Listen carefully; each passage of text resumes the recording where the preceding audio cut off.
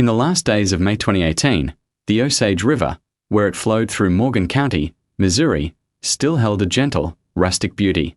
The surface was as smooth as a giant mirror, reflecting the vast blue sky and the lazy drift of white clouds. For the people who cast their nets here, life flowed peacefully with the rhythm of the tides, with nets heavy with fish at dawn and quiet evenings in homes along the bank. They were accustomed to the generosity and the sudden tempers of their mother river. But none of them could have imagined that the river was silently concealing a horrifying secret, a monstrous crime. That secret began to surface late one afternoon, as the sun dipped toward the west, painting the river in shades of orange gold. Two fishermen, an old man named Hemlock and his son, Jake, were on their small motorboat, diligently pulling in their last catch of the day. Used to the work, they could feel the tension in the lines and guess the size of the haul. But today, something was very wrong. The net was unnaturally heavy, heavier than any full catch they had ever pulled. "It is too heavy, Dad," Jake said, his muscles straining, veins bulging on his sun-beaten arms. "Must have snagged on a log or a rock." Hemlock, a fisherman in his 60s, squinted at the water. "Just pull it up slow. There are not any logs that big in this part of the river." Putting all their strength into it, the small winch on the boat groaned under the strain. Slowly, a dark, bulky mass began to emerge from the water. It was not a log. It was an object wrapped in an old comforter, the fabric faded to a sickly color from its time underwater. A thick, putrid stench, the unmistakable smell of decomposition, rose instantly, hitting them so hard they had to turn their faces away. "What the hell is that?" Jake grimaced, covering his nose. "Who throws a whole blanket in the river?" But as they hauled the object closer to the boat, a section of the comforter tore, and what was revealed from within made both seasoned men scream in horror and stumble back, their faces drained of all color. It was a human foot, swollen and deathly white, the toes curled unnaturally. They stood frozen on the boat, staring at the horrific bundle dangling over the water. Their strength seemed to vanish. After a few seconds, drawing on his life experience, Hemlock shakily pulled out his old cell phone and dialed a familiar number. The report of a body in the river was quickly relayed to the Morgan County Sheriff's Department. A short time later, a state water patrol boat arrived, pulling alongside the fisherman's vessel. The scene was secured. Investigators from the Criminal Investigation Bureau and forensic officers from the Missouri State Crime Lab arrived soon after. The blanket-wrapped object was carefully brought to shore. When the heavy, waterlogged comforter was unfurled, a body in an advanced state of decomposition was revealed to everyone present. The victim was a woman, estimated to be between 28 and 30 years old. She was wearing a pair of light, floral print linen pajamas. Due to prolonged submersion, the soft tissues had severely decomposed, making visual identification impossible. However, even without a detailed examination, investigators were almost certain this was a homicide. Wrapped around the victim's neck was a deep, purple ligature mark, an unmistakable sign of strangulation. The killer, after murdering the victim, had used the blanket from her own bed to wrap the body before dumping it in the river, hoping the current would wash away all evidence of the crime. The victim's body was immediately transported to the state's forensic center for an autopsy. The results, returned a few hours later, delivered 3 shocking pieces of information that stunned and enraged the entire investigative team. First, the victim's official cause of death was mechanical asphyxiation. A powerful force had been applied to her neck, compressing her airway and breaking the hyoid bone in her throat. This proved she had been strangled to death before being thrown into the river. Second, her body showed multiple signs of injury, including scrapes and bruises, particularly in intimate areas. The examination confirmed the victim had been brutally sexually assaulted before she died. And third, the most monstrous discovery of all, the victim was pregnant. The fetus was approximately 4 months along. This information turned a murder case into a double tragedy of unimaginable cruelty. The killer had not just taken one life, he had raped a pregnant woman and then mercilessly extinguished the lives of both mother and child. The crime transgressed every boundary of humanity. The investigators' outrage solidified into a steely resolve to find the perpetrator and make him pay. But first, they had to answer the most critical question: who was the victim? A massive search was launched across the state and in neighboring areas. The task force requested reports from all county and city police departments for missing women with similar characteristics. Dozens of files came in, but none were a perfect match. Meanwhile, forensic examiners worked tirelessly. Though much of the soft tissue had decomposed, the skin on the victim's fingertips was miraculously preserved enough to be rehydrated and lifted for fingerprints. This was their only hope of identifying her. The recovered prints were immediately sent to the FBI laboratory in Quantico to be run against the National Integrated Automated Fingerprint Identification System. The days of waiting were tense. The task force was at a standstill. Without the victim's identity, they could not know who she was, where she lived, or what relationship she had. Every avenue of investigation was a dead end. It was on the fourth day after the body was found that a call from Quantico broke the stalemate. The system had found a match. The victim was identified as Sarah Jenkins, 28 years old, with a registered address in a ward of Port Sterling, Missouri. Another critical detail was confirmed. Sarah's home was located about 30 miles upstream from where her body was found. This fit perfectly with the theory that the killer had thrown her body into the river near her home, and the current had carried her downstream. Immediately, a team led by a deputy chief of the Criminal Investigation Bureau headed for Port Sterling. Their task was both grim and agonizing. They had to deliver the terrible news to the victim's family, and more importantly, they had to begin peeling back the layers of Sarah Jenkins's life to find the monster who had so savagely raped and murdered her and her unborn child. The small house belonging to Sarah and David Jenkins was situated on a quiet cul-de-sac in Port Sterling. It was a neat and tidy two-story home, with a vibrant bougainvillea climbing the front trellis, a sign of a caring woman's touch. When the investigative team arrived, the iron gate was locked. Neighbors said they had not seen Sarah for nearly a week but had not thought much of it, assuming she had gone to visit family or was away on a trip. No one could have imagined that the vibrant, beautiful young woman, filled with the joy of impending motherhood, had met such a violent end. After following procedure, officers forced entry into the house. A cold, empty silence greeted them. Everything was in its place, neat and orderly, with no signs of a struggle or forced entry. On the dining table, a meal had been set but never eaten. The food had begun to spoil. These details pointed to an almost certain conclusion. The victim had been attacked unexpectedly by someone she trusted completely, someone she had no reason to fear. The news of Sarah's death was quickly delivered to both sides of the family. Grief descended like a nightmare. Sarah's elderly parents collapsed when they heard their daughter and the grandchild they would never meet had been raped and murdered.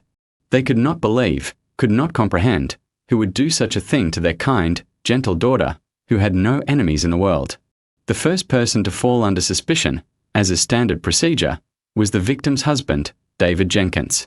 But when investigators asked about him, Sarah's parents immediately provided a crucial piece of information. David was a civil engineer who frequently traveled for work. At the time of Sarah's murder, he was on a construction site in rural Oregon, nearly 2,000 miles away. He had been gone for almost a month and had not returned. This information was both a breakthrough and a complication.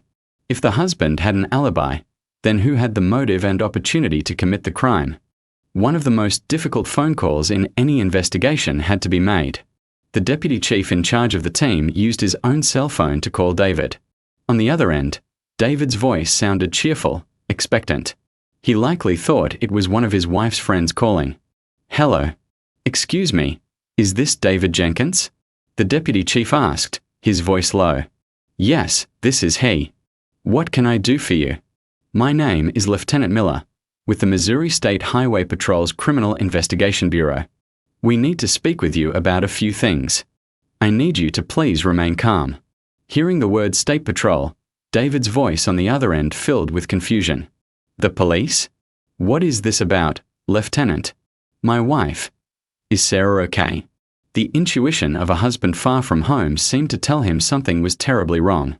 The lieutenant paused for a second, choosing his words as carefully as possible. "Mr. Jenkins, I am so sorry to have to tell you this. Your wife, Sarah Jenkins, has passed away." A terrifying silence filled the line. The lieutenant could hear David's breathing become ragged, gasping. "Passed?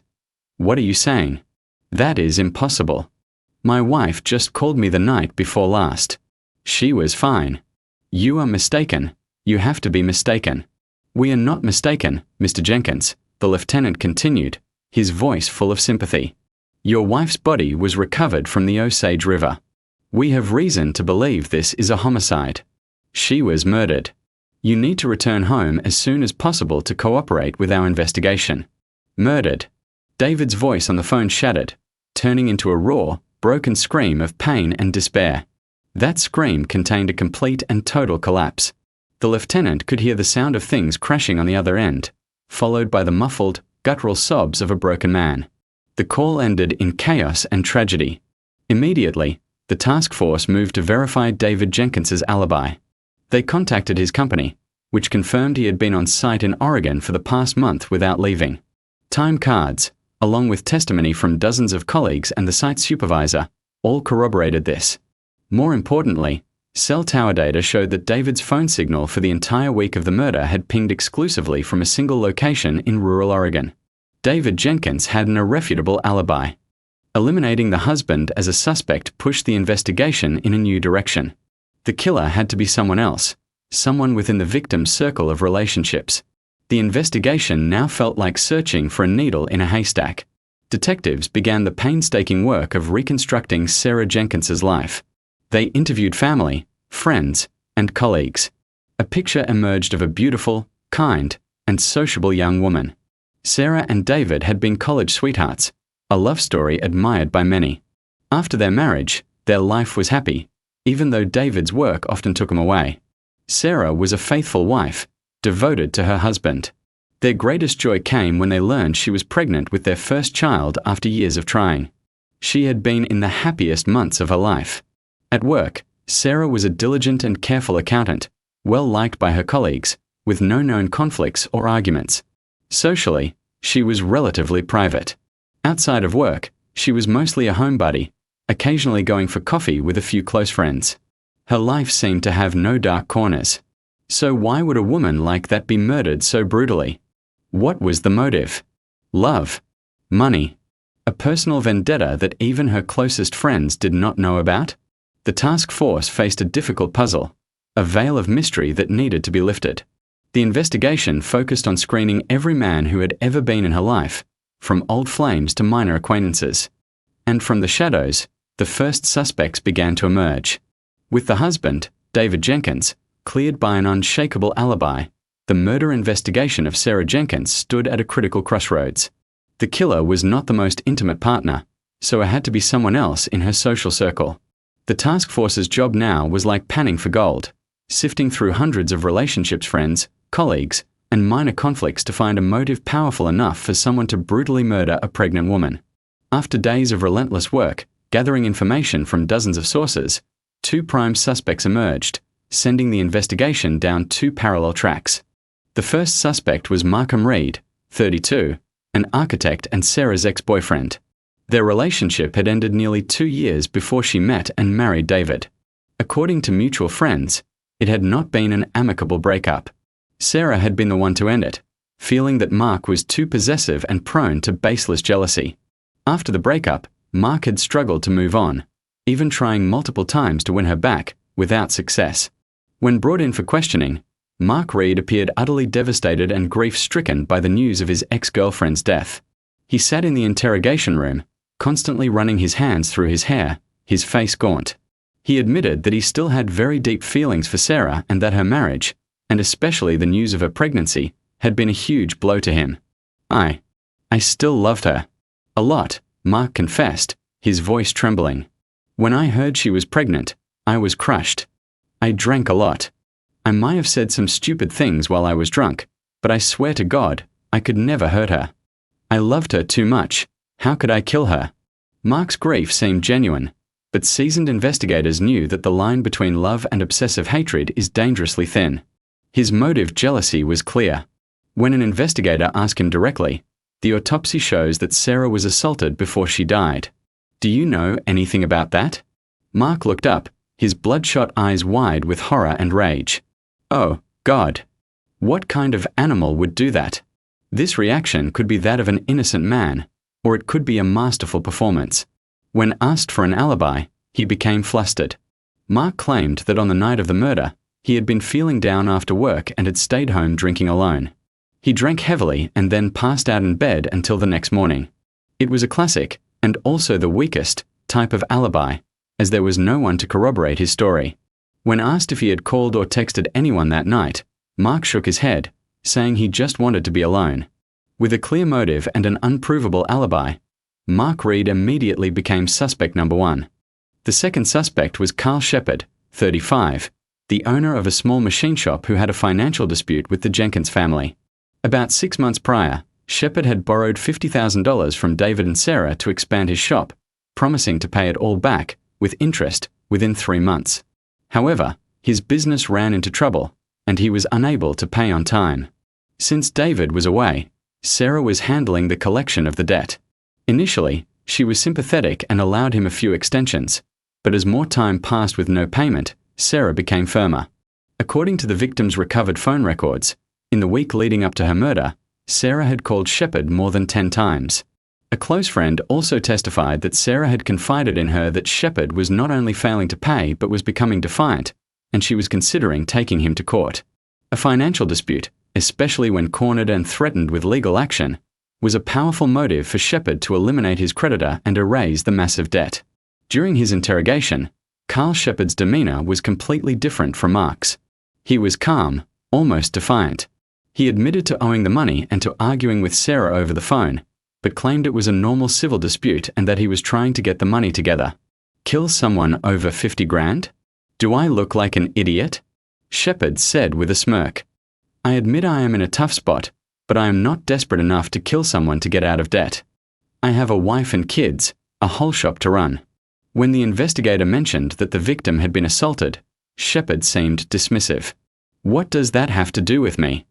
I owed her money. I am not some kind of pervert. Shepard's excessive calm also raised a red flag for the investigators. Was it the composure of an innocent man, or the coldness of a killer? Regarding his alibi, Shepard claimed that he was at home all evening, having dinner and watching TV with his wife and 2 young children. When questioned separately, Shepard's wife confirmed her husband's story exactly. A spouse's testimony can be an alibi, but it is not ironclad. A wife could easily lie to protect her husband. The investigation was now at a 3-way fork. Both Mark Reed and Carl Shepard had clear motives, one for love, one for money. Both had weak alibis. But which one was the real killer? Or was it someone else entirely? The task force employed various methods, from surveillance of both suspects to crime scene reconstruction and criminal profiling. But nothing produced a breakthrough. There were no witnesses and no physical evidence at the scene that could be linked to either suspect. The case stalled once again. The investigators could feel they were close to the killer but lacked the final piece of the puzzle, the decisive evidence needed to unmask the devil. The truth was still hiding in the shadows, challenging the patience and skill of those sworn to uphold justice. While the investigation was at a standstill, with 2 primary suspects but insufficient evidence, the person suffering most in this tragedy, David Jenkins, finally returned home. His flight from Oregon landed at the local airport on a gloomy afternoon. A light rain was falling, as if the sky itself was weeping for his family's fate. Investigators were there to meet and support him. They saw a tall, strong man emerge, but he walked with a vacant, shuffling gait. His face, tanned from the sun of the construction site, was now a sickly pale, his eyes bloodshot and hollow. In just a few days, the capable engineer had become a shadow of his former self. When he was brought home and stood before the hastily erected memorial for his wife, David Jenkins completely shattered. He fell to his knees, clutching Sarah's photograph, and let out a heart-wrenching, animalistic cry of grief. His sobs were not of tears, but of blood and despair. He called his wife's name, called the name of the child he would never hold. The pain was so immense he nearly collapsed, needing to be supported by relatives and attended to by paramedics. And in this darkest, most desperate moment of David's life, someone appeared. Michael Bishop, David's best friend, had flown in from Chicago overnight, arriving just hours after David got home. Mike showed up at the house looking just as haggard and grief-stricken. He wore a black suit, his eyes red and swollen. The moment he saw David sitting lifelessly beside the memorial, Mike could not hold back and rushed to embrace his friend. The 2 men, one the victim's husband, the other his best friend, clung to each other, sobbing uncontrollably. Mike's grief seemed entirely genuine. He pounded his chest, shouting curses into the air, vowing to find the person who had harmed Sarah and the nephew he would never meet. What bastard? What animal did this? He roared. David, you have to be strong. If you fall apart now, how can Sarah and your son rest in peace? I am here with you now. You are not alone. Mike's words and sincere actions had a profound effect on David. In the darkest days of his life, the presence of his best friend was a lifeline, the only source of emotional support he could cling to. Over the following days, Mike was a constant presence at David's side. He handled all the funeral arrangements, from greeting guests to lighting incense, comforting his friend at every turn. When he saw David refusing to eat, he patiently spoon-fed him broth.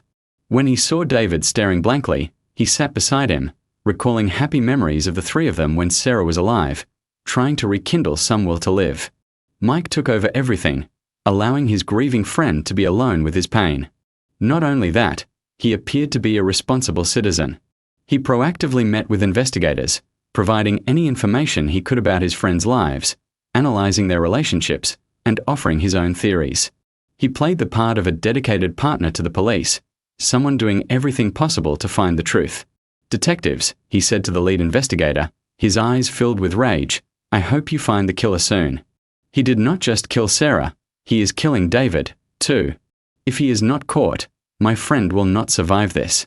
If there is anything I can do to help, just say the word. I will do anything." In front of everyone, Michael Bishop was playing the perfect role, the loyal best friend, the righteous man, a person of deep integrity. No one, not the devastated David, not the grieving family, not even the most seasoned investigators could find any fault, any reason to doubt him.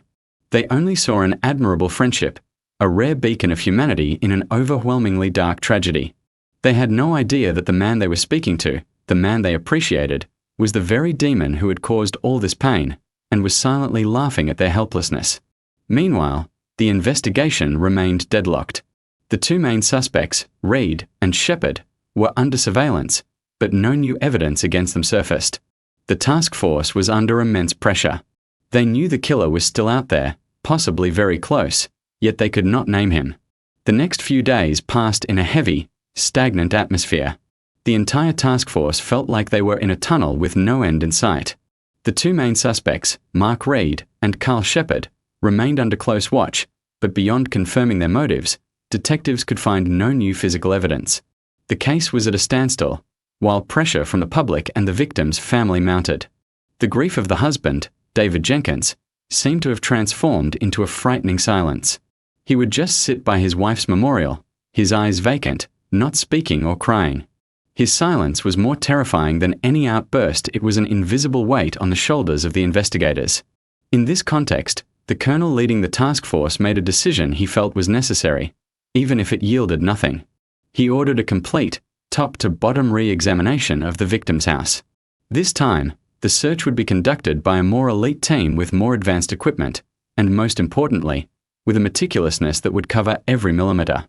He believed that in any murder, no matter how cunning the killer, a trace is always left behind.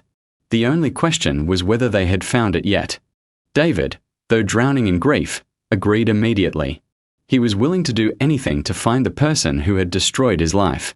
A forensics team from the FBI's evidence response team was brought in to assist. They missed nothing. The floors, walls, ceilings, every piece of furniture, every crack was examined under specialized light sources and with chemical agents designed to reveal hidden traces.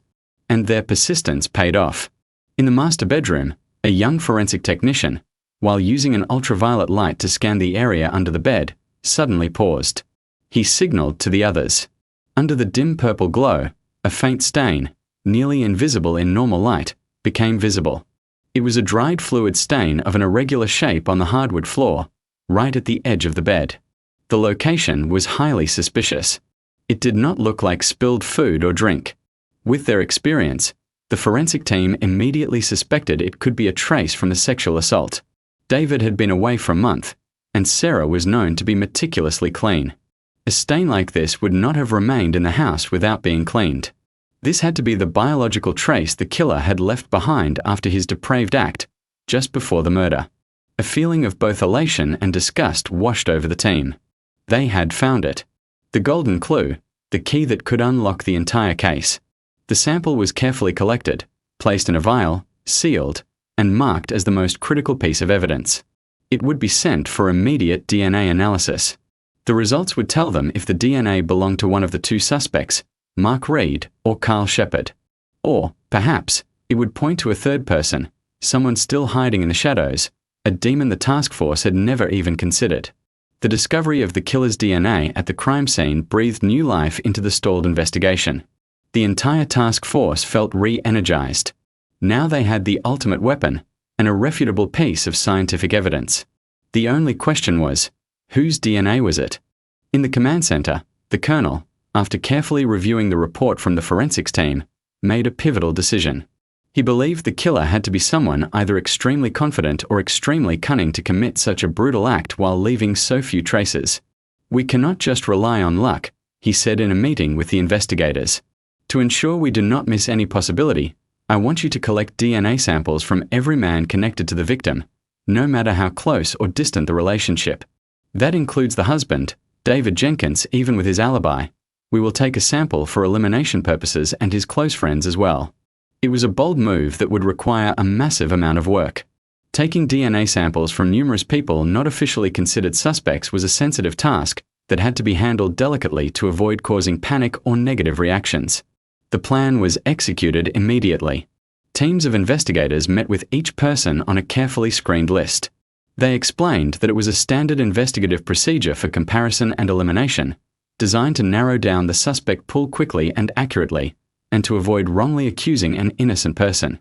Most people, from relatives and colleagues to the two main suspects, Mark Reed and Carl Shepard, cooperated, though some were anxious and others annoyed. And, of course, on that list was Michael Bishop. When two investigators found Mike at David's house, he was still playing the part of the devoted, grieving friend. He was in the kitchen, squeezing fresh juice for David, caring for him like a brother. When the investigators explained they needed a DNA sample for the investigation, the dedicated smile on Mike's face froze for a split second. A tiny, almost imperceptible flash of panic crossed his eyes. "A DNA sample?" he asked, his voice faltering slightly. "Is that really necessary, officers? I am just David's best friend." One of the investigators, a veteran skilled at reading people, did not miss that subtle shift. He responded calmly, but his eyes never left Mike's face. "It is a standard procedure, sir. We are collecting samples from everyone involved for elimination and comparison. The more samples we have, the faster we can narrow the field. We have already taken a sample from Mr. Jenkins here. This is all to help get justice for his wife." The logical explanation, using David himself as an example, cornered Mike. He glanced at David, who just nodded wearily. Mike knew that refusing now would be extremely suspicious. The image of the loyal, helpful friend he had so carefully constructed would completely crumble. But, why me? Mike tried to find an excuse, his voice now tinged with tension. "I am like family. Are you suspecting me? This feels very strange." This soft refusal, however weakly disguised, set off alarm bells in the veteran detective's mind. While dozens of others had willingly cooperated, the one person who acted the most outraged by the crime was the only one hesitating. His psychological reaction was a complete contradiction to the part he had been playing. The detective's face hardened. "Sir, this is a mandatory requirement in a major homicide investigation. Refusing to cooperate can be considered obstruction of justice. We trust you understand and will comply." The officer's firm words cut off all of Mike's escape routes. He knew he had no choice. If he continued to refuse, he would be taken into custody immediately. With a forced smile, trying to act normal, he said, "Oh, okay, I get it. I was just a little surprised. Of course, go ahead and do what you need to do." He calmly extended his arm for the technician to take a buccal swab. But this time, his calmness was transparently fake. His hand trembled slightly, and beads of sweat formed on his forehead. Though he tried to hide it, his internal panic was beginning to show. After leaving the house, the two investigators exchanged a look. "There is a problem," the veteran detective said. His reaction was not normal. "Pay special attention to sample number 17. All the DNA samples, nearly 20 in total, were sealed and sent to the FBI lab on an expedited flight." The task force was once again waiting.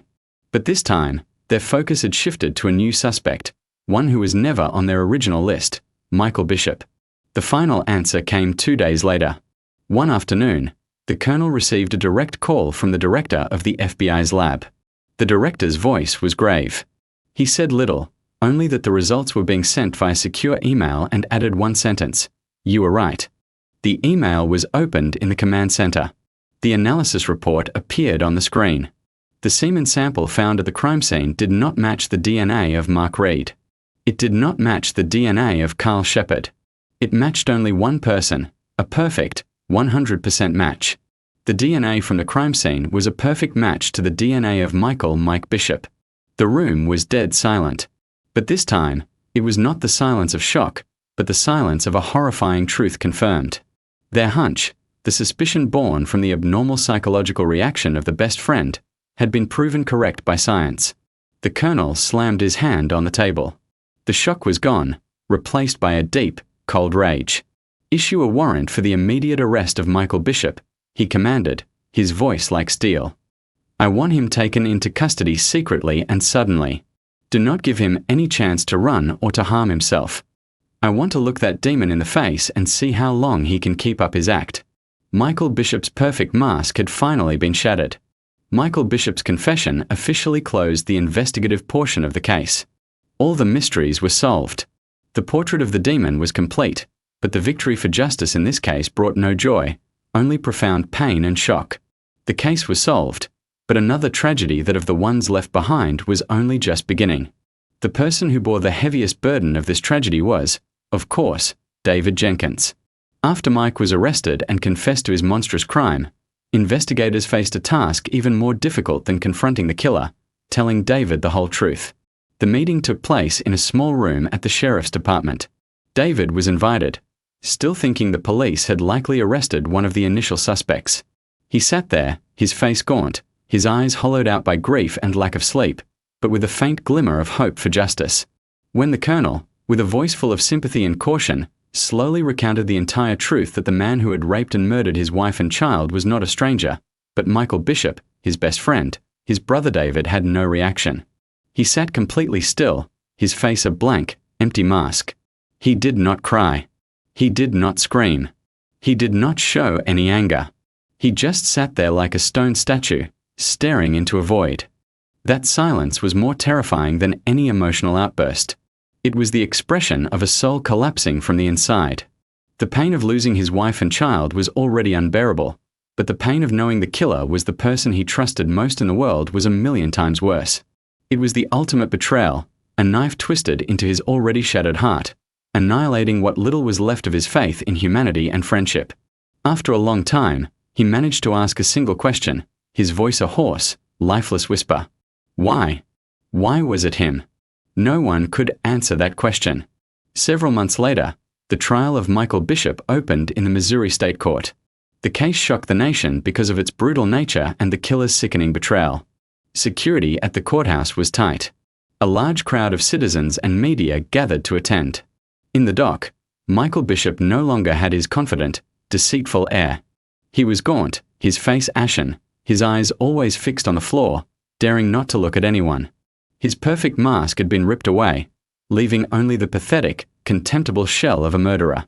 Throughout the trial, he mumbled answers to the court's questions, admitting to his entire crime. He offered an apology to the victim's family, an apology to his best friend. But those late words only fueled the rage of everyone present. The most haunting moment of the trial came when David Jenkins, as the legal representative of the victim, was invited to speak. He walked to the stand slowly, unsteadily, needing support. He did not look at the defendant. He only looked at the photo of his wife placed on the table. The courtroom was breathlessly silent. Everyone expected a furious condemnation, a torrent of curses and rage. But David did none of that. He just stood there silently for a long moment, then turned and looked directly at the man who was once his best friend, his eyes soulless. "Mike," he asked, his voice a dry rasp. "I just want to ask you one thing. All those days, when you were by my side, when you were hugging me, comforting me, was there ever a single moment you felt any remorse?" That question was not an accusation. It was a scalpel that cut straight to the killer's conscience, and it was a blade that pierced the heart of everyone who heard it. Michael Bishop could not answer. He just hung his head, his shoulders shaking. After deliberation, the jury delivered its verdict. The presiding judge, in a steely voice, declared, "The actions of Michael Bishop are exceptionally savage, demonstrating a complete loss of humanity and a trampling of all moral values, especially the sacred bond of friendship. He has caused extraordinary and severe consequences and is beyond the possibility of rehabilitation." This court sentences the defendant, Michael Bishop, for the crimes of first-degree murder and rape. For these crimes, the sentence is death. The sentence was announced in the silence of the courtroom. There was no applause, no cheers, only the muffled sobs of the victim's family and a bitter satisfaction that justice had been served.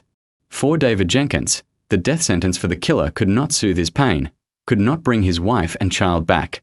The case closed, but the tragedy will haunt all involved forever. It is a horrifying lesson about the human heart, about the evil that can hide in the closest of places, under the most familiar of guises. It shows that sometimes the devil is not a stranger, but is smiling at us, with an arm slung over our shoulder in a gesture of friendship. And for David Jenkins, his life would now be an endless stretch of lonely days, returning to a cold, empty house where all happiness was stolen by the man he once called brother.